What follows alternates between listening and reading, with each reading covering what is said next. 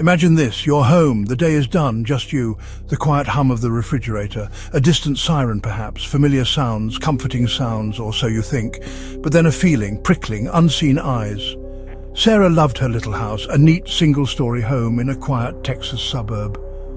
Trees lined the streets, neighbors waved hello, it was peaceful, safe, or so it seemed. She lived alone, content in her solitude. But solitude can play tricks, can't it? It started small, so small she almost missed it. A carton of milk in the fridge, emptier than she remembered. Did I drink that much, she'd wonder? Her favourite pen, not on the desk, later found in the kitchen drawer. Odd. Silly, really. Nothing to worry about, surely. She brushed it off. Stress maybe, working too hard. Everyone misplaces things.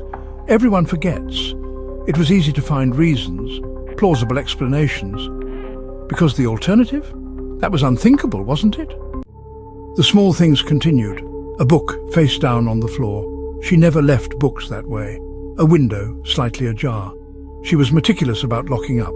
Each incident a tiny pebble. Rippling the calm surface of her days, her unease began to grow. A persistent nagging hum underneath the ordinary. Then came the sounds, faint at first, a scratch, a skitter, from somewhere above.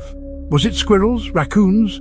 Possible, this was Texas after all, but these sounds felt different, more deliberate, closer, too close. Her home, once a sanctuary, now felt watchful. She'd pause mid-task, listening, heartbeat a little faster. Was that a floorboard creaking upstairs? In the attic? She told herself it was the old house settling, but the explanations felt thin, wearing away. The attic, a place for stored memories, dusty boxes, forgotten things. Now it loomed in her mind. A dark space above her ceiling. She'd find herself staring at the access panel, a simple square in the hallway. Suddenly it seemed ominous. What if something was up there, something or someone? The fear finally won. She had to know, or rather, she needed someone else to know, to check, to reassure her. So she called the police. Her voice trembled a little, explaining the noises, the feeling.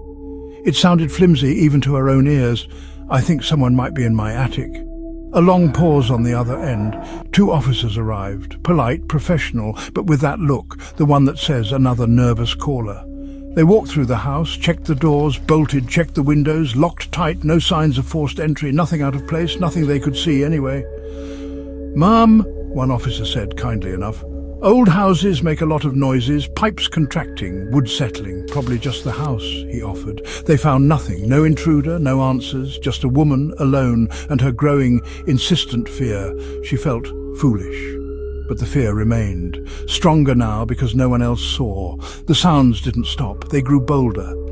Less like an old house settling, more like footsteps, measured, deliberate, right above her bedroom at night. A soft tread here, a shuffle there. Sleep became a battlefield, every creak, every rustle. Her sanctuary was under siege from within. It happened on a Tuesday night.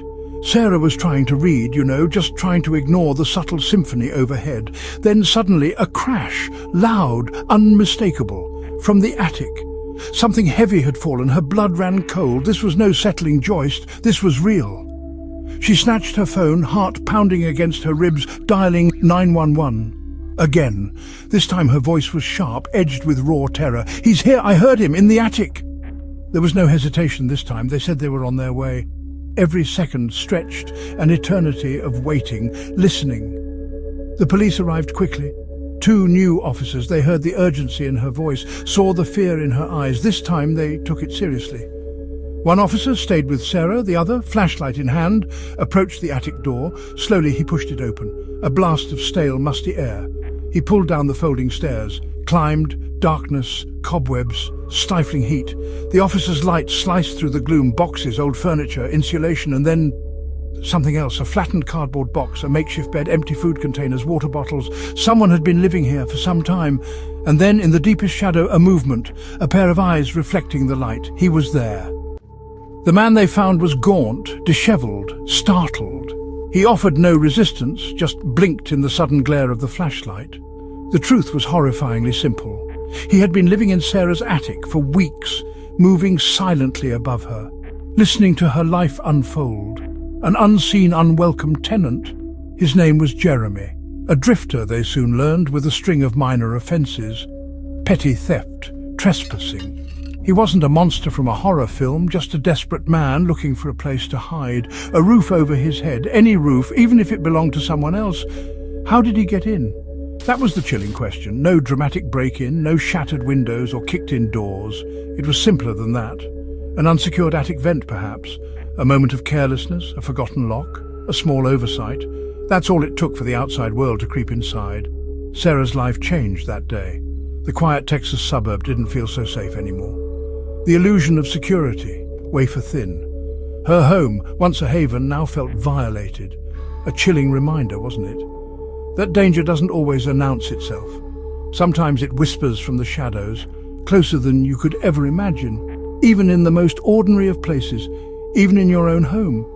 If you're as captivated as I am by these chilling mysteries and the pursuit of truth, then you're in the right place. Stay tuned for the next terrifying mystery in this series.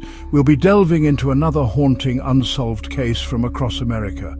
Don't forget to subscribe, so you don't miss out on any future episodes. And remember, stay curious, but stay safe. The world can be a dark and dangerous place, so always be aware of your surroundings.